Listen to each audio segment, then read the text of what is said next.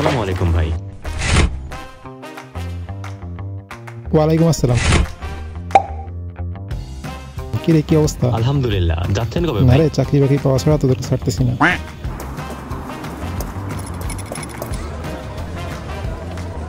মামা একটা কোক দিন তো।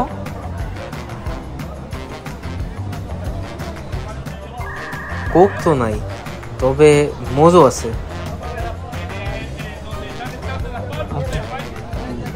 ঠিক আছে মামা।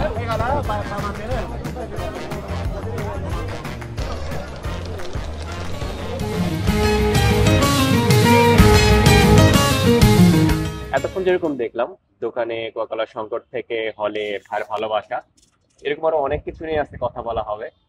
সম্ভবত সেরকম কোনো গুরুত্বপূর্ণ টপিক নাও থাকতে পারে, বাট ইন্টারেস্টিং হবে আশা করি। তো ফারাবিক, কোকাকোলা নিয়ে শুরু করা যাক। আচ্ছা ঠিক আছে। তো কোকাকোলার রিসেন্টলি যে সমস্যাটা হয়েছে সেটা হলো কোকাকোলা বাংলাদেশি যে কোম্পানি সেটা চেঞ্জ হচ্ছে, আর বাংলাদেশি কোকাকোলা কোম্পানিটা একটা তার্কিশ কোম্পানি কিনে নিচ্ছে আর কি। তো আমার মতে তার্কিশ কোম্পানি কেনার একটাই বড় কারণ রিসেন্টলি কোকাকোলার যে মার্কেটটা সেটা খুব ভালোভাবে ফল ডাউন করছে। লকডাউনের ব্যাপারটা নিয়ে যদি একটু কথা বলা যায়, যে অনেক ধর্মীয় ইস্যু চলে আসবে, অনেক ইমোশন পয়েন্ট চলে আসবে, আমরা সেদিকে হয়তো যাব না আজকে। বাট এমনিতে ছোটবেলা থেকে মনে হয় কোকাকোলা আমাদের অনেকেরই একটা ফেভারিট একটা ড্রিঙ্কস। আমরা যদি কখনো গরমে কোনো কিছু ড্রিঙ্কস কিনতে যাই, সফট ড্রিঙ্কস, তাহলে অবশ্যই আমাদের মেইন চয়েস ছিল কোকাকোলা। তো হঠাৎ এরকম ফল ডাউন, তোর কি মনে হয় জাস্ট এই ইমোশনাল অথবা ওদের যে ব্যাপারটা অ্যালগোরিদম, মার্কেটিং অ্যালগোরিদম, কি দায়ী ছিল এরকম এত বড় একটা রিনাউন্ড একটা ব্র্যান্ড, এত পপুলার একটা ব্র্যান্ড এভাবে বিক্রি করে দেওয়ার পর্যায়ে চলে আসা? আসলে বিক্রি করে দেওয়ার পর্যায়ে বলতে তো এটা বিক্রি হচ্ছে বলে হাত বদল হচ্ছে, বিজনেস অথবা এখানে যে পণ্য সরবরাহ বন্ধ হবে ব্যাপারটা এরকম না। তো আমার কাছে যতটুকু মনে হয়েছে, মোজো একটা ক্যাম্পেইন চালিয়েছে প্যালেস্তাইনের যেই একটা ইস্যু নিয়ে, ওইটা নিয়ে প্রত্যেকটা মোজোর পণ্য কিনলে 1 টাকা করে প্যালেস্তাইনের মানুষ পাবে তাদের হেল্পের জন্য। তাদের ওইখানে যেই যুদ্ধ চলছে ওইখানে, এখানে একটা ইসলাম ধর্মের একটা সেন্টিমেন্ট কাজে লাগিয়ে মোজো তাদের একটা মার্কেটিং ক্যাম্পেইন চালিয়েছে। তার্কিশ একটা কোম্পানি যদি বাংলাদেশের এই কোম্পানিটা হোল্ড করে, তাহলে ওইখানে যে মোজো যেই ধর্মীয় সেন্টিমেন্টটা কাজে লাগিয়েছে সেই ব্যাপারটা আবার অনেকটাই ফিরে পাবে কোকাকোলা। এটাই আমার কাছে এতক্ষণ পর্যন্ত মনে হচ্ছে মূল কারণ তার্কিশ একটা কোম্পানি কোকাকোলা কিনা, বাংলাদেশে কোকাকোলা কোম্পানির মালিকানার হাত বদল হওয়া। তবে আর এখানে আরেকটা ব্যাপার হচ্ছে মার্কেটে নতুন প্লেয়ারও আসছে, পামির কোলা যেটা আফগানিস্তানের। দেখা যাক বাংলাদেশের মার্কেটে কে কতটুকু করতে পারে। এখন মার্কেটে যত বেশি পণ্য আসবে, আমরা যারা ভোক্তা আছি তাদের জন্য সুবিধাই বলা চলে, অ্যাভেলেবিলিটি বাড়বে, প্রতিযোগিতা বাড়বে কোম্পানিগুলো। তো আমার যেটা হচ্ছে, এই যখন এই কনস্পিরেসি শুরু হয় অথবা এই ঘটনাটা শুরু হয়, তখন আমার এরকম ধারণা ছিল না যে কোকাকোলার কিছু হবে। কারণ ফার্স্ট অফ অল এরকম ব্যাপারগুলা এত হাই স্কেলে না হলেও আমাদের দেশে যে হয় নাই এরকম না। আমার এখন কারেন্টলি যেটা মনে পড়তেছে, আড়ং এর কথা তোর হয়তো মনে থাকবে, সেলসম্যান ইস্যু নিয়ে প্রায় আমরা বয়কট আড়ং নামে একটা বয়কট ব্র্যাক এরকম একটা ছিল। বাট তখন সেলসে একটু লো স্পাইক হলো, কিন্তু তারপর এটা একদম কমপ্লিটলি ওকে। আমাদের কারো হয়তো মনেও নাই, এইটা শোনার পরে হয়তো আমাদের সবাই মনে পড়তেছে। তো ব্র্যাকেট থেকে কিন্তু কোকাকোলা অনেক বেশি একটা পপুলার। সেটাই। তো তাদের এরকম অধপতন, দোকানে যে কোকাকোলা পাওয়া যাচ্ছে না, মোজো ইয়ে করতে। এখানে আরেকটা বড় ইস্যু ছিল কোকাকোলার দাম বৃদ্ধি। ওকে, কোকাকোলার প্রাইস রেটটা অনেক বেশি বেড়ে গিয়েছিল। মোজো কিন্তু দাম বাড়িয়েছে। মোজো কিন্তু স্তরে স্তরে 5 টাকা 10 টাকা করে দাম বাড়িয়ে গিয়েছে। কিন্তু এই জিনিসটা চোখে কম পড়ার একমাত্র কারণ হলো পপুলারিটি এক, আর কোকাকোলা একসাথে দুইটা ধাক্কা খেয়েছে। এক হচ্ছে দাম বৃদ্ধির কারণে ধাক্কা, আর একটা প্যালেস্তাইন ইস্যু। দুইটা ধাক্কা একসাথে খাওয়ার কারণে এখানে তাদের মার্কেটটা খুব ভালোভাবে ফল করেছে। আর মোজোর প্রতি একটা আলাদা সেন্টিমেন্ট অনেকের আছে, কারণ এটা বাংলাদেশি কোম্পানি যেহেতু, এজন্য মোজোর প্রতি আলাদা। আর আমার নিজেরাও পার্সোনালি মোজোর প্রতি একটা সেন্টিমেন্ট কাজ করে। সত্যি কথা বলতে বাংলাদেশি কোম্পানি এই জন্যই। কোকাকোলার ফ্যান বেস সাধারণ জনগণ, আমি তুই স্টুডেন্টরা, ইয়াং জেনারেশন ম্যাক্সিমাম কোকাকোলার ফ্যান বেস, এজন্য কোকাকোলার একটা ইম্প্যাক্ট পড়েছে আর কি, আমার যতটুকু ধারণা সেটা। আর সিমিলারলি আরেকটা ঘটনা তো সুলতান ডাইনও দেখলাম আমরা, একটা ওইখানে সুলতান ডাইনের বিজনেসে এখন তাদের অবস্থা কি সেটা হয়তোবা তারা ওইটা অবশ্যই ইম্প্যাক্ট ফেলেছে তাদেরকে। অবশ্যই। আর একটা ব্যাপার কি, বাংলাদেশের এমন একটা সমস্যা, বাংলাদেশে যে কেউ এরকম একটা ব্যাপার হচ্ছে, নেগেটিভ মার্কেটিংটা বাংলাদেশে অনেক বেশি পপুলার। হিরো আলম আমরা দেখেছি, আসলে ওকে আমরা সবাই নেগেটিভ জানতাম, কিন্তু দিন শেষে এটা তার জন্য পজিটিভ একটা ভাইব দিয়েছে। আমার কাছে মনে হচ্ছে সুলতান ডাইনকে অনেকেই এর আগে চিনতো না, এই ঘটনার পরে চিনেছে। আর এরপরে একটা সমস্যা হচ্ছে সুলতান ডাইনস এর অবশ্যই ব্র্যান্ড ভ্যালুতে একটা ইম্প্যাক্ট পড়েছে, হিউজ, আই থিংক হিউজ। তাদের সেলস ডাউন হয়েছে। নেক্সট টপিকে যাইতে পারি। যারা হলে থাকি সবাই এর সাথে রিলেট করতে পারবো। রিলেট করতে পারি আমরা সবাই আসলে, ইউনিভার্সিটি স্টুডেন্ট হিসেবে, পাবলিক ইউনিভার্সিটি স্টুডেন্ট হিসেবে এই জিনিসটা আসলে আমাদের একটা সমস্যাই। আমরা দেখি যে চট্টগ্রাম ইউনিভার্সিটিতে এই বছরে 3বারের মতো অছাত্রদের হল ছাড়ার নির্দেশ দিয়েছে প্রশাসন। আমাদের মধ্যে এই চিন্তা চেতনাটা কেন আসে আমি জানি না। স্বাভাবিক, আমার ইউনিভার্সিটি লাইফ যতদিন অতদিন আমার হলে থাকার একটা ব্যক্তিগত অধিকার আছে। আর আমার মনে হয় যে তুই ভার্সিটিতে যখন 1-2 বছর থাকিস, তোর ক্ষেত্রে অন্য একটা জায়গায় থাকা মানে অনেক ইজি হয়ে যায়। কিন্তু যখন একটা ছেলে নতুন ভার্সিটিতে পা রাখে, তার আশেপাশের পরিবেশের সাথে খাপ খাওয়ানো, খাবার, ভার্সিটি যাতায়াত অনেক বেশি একটা ঝামেলা হয়ে যায়। কিন্তু সেক্ষেত্রে যখন যার অধিকারই নেই সে থাকতেছে, আর যার খুব বেশি অধিকার সে তাদের জন্য সিটটা পাচ্ছে না, এটা হরিবল একটা সিন।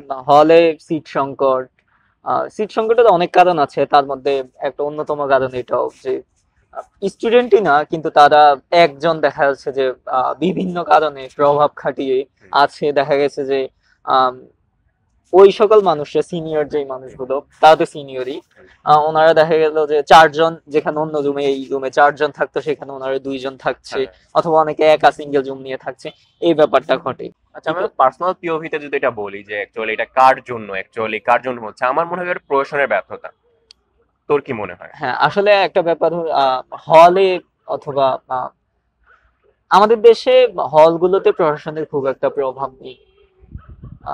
এখানে স্টুডেন্টরা নিজেদের অনেক পাওয়ারফুল মনে করে, ভার্সিটির স্টুডেন্টরা। এটা অনেক দিক থেকে পজিটিভ হতেও পারে পাওয়ারফুল, বাট সেই পাওয়ারটা একজনের ক্ষতির কারণ হলে সেই পাওয়ারটা কারো এটা ক্ষতি, প্রত্যেকটা জিনিসেরই পজিটিভ এবং নেগেটিভ সেক্টর আছে। এই পাওয়ার আমরা নিজেরাও যে একটা পাওয়ারফুল মেন্টালিটি নিয়ে ক্যাম্পাসে পদচারণা করি, এই জিনিসটার অবশ্যই একটা নেগেটিভ ইম্প্যাক্ট আছে আমাদের মাঝেও পড়ে। আমরা অনেকের আচরণ দেখলে, আমাদের সাথে অনেক বন্ধু বান্ধব বড় ভাইদের আচরণ দেখলে অনেক সময় এই জিনিসটা ফিল হয়। আর এই ব্যাপারটা না 1 দিন 2 দিনে তৈরি হয়নি, এই ব্যাপারটা বছরের পর বছর পরম্পরায় তৈরি হয়েছে।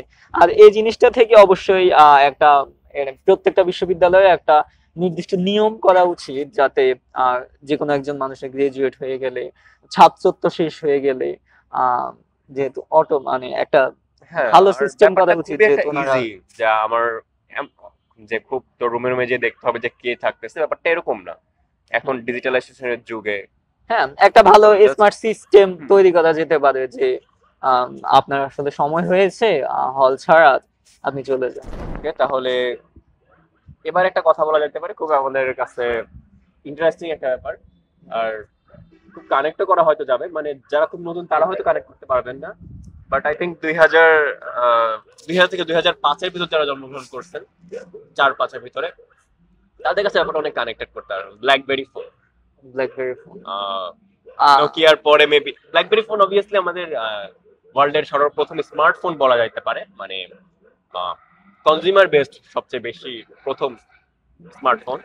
তোর এটার সাথে কোনো স্মৃতি আছে? আসলে ব্ল্যাকবেরি ফোন শুনলেই মাথায় একটা জিনিসই আছে, একটা ফোন, সামনে একটা স্ক্রিন আর অনেকগুলো বাটন। এই জিনিসটা সবার আগে মাথায়, আর যে ওই যে তাদের যেই লোগোটা, এই লোগোটা দেখলেই একটা ভালোবাসা কাজ করে। ব্ল্যাকবেরি যখন প্রথম আমরা আগে নোকিয়া 1100 ছিল, বাসায় নোকিয়া 1100 ফোন ইউজ করা হতো। এরপর যখন বাসায় ব্ল্যাকবেরি আসলো, ওটা ইউজ করা শুরু করলাম। আসলে ফোন দিয়ে এত কিছু করা যায়, এটা অনেক স্বপ্নের মতো ছিল, ফোনে এত কিছু। গেমের যে ইউজার ইন্টারফেসটা, সেটা যখন অনেক গ্রাফিক্স ইউজ করা হলো, তো এই জিনিসগুলো বয়সে ছোট ছিলাম, অনেক ইন্টারেস্টিং, অনেক বেশি ইন্টারেস্ট ফিল হতো, কারণ এরকম গ্রাফিক্সের গেমগুলা দোকানে গিয়ে খেলতাম। মোস্তফা গেম অনেক বেশি, আমাদের সবার একটা ইমোশনের একটা জায়গা। আর অত বড় মোস্তফা, মানে আমরা ভাবতাম যে অবভিয়াসলি ওইটাও ঠিক যে অনেক মেশিনারি ইউজ হয়েছে ওর ভিতরে, আমাদের মোস্তফা গেমের ভিতরে, কারণ এটা একটা আইসক্রিম পার্লারের মতো একটা ইয়ে ছিল, অথবা ধর টেলিফোন বুথ যেরকম হ্যাঁ হ্যাঁ, টেলিফোন। টেলিফোন বুথের মতো। হ্যাঁ, তো ওইসব সেম ডিসপ্লে আমরা পাচ্ছি, আমরা হচ্ছে পরে যে আবার টাচও পাইলাম, ব্ল্যাকবেরিতে টাচ চলে আসলো। তো এগুলা এইটুকু জায়গায় মানে ব্রেনে কাজ করতে না কিভাবে পসিবল। তো আসলে এটা অনেক একটা ভালো লাগার কাজ করে। ছোটবেলায় সেই আবেগের কোম্পানিটা স্মার্টফোন ম্যানুফ্যাকচারিং কিছুদিন আগেই বন্ধ করে দিয়েছে তাদের আহ, ব্যবসাগত সমস্যার কারণে। তারা অবশ্যই লসে ছিল, এজন্যই। আর তারা আবার ওভারকাম করছে, ফিল্ডে ফিরে আসছে। আর ব্ল্যাকবেরি এখন শুধুমাত্র তাদের যেই নেটওয়ার্কিং সিকিউরিটি, সেক্টরটা, সিকিউরিটি সেক্টরটা এখনো সচল রেখেছে।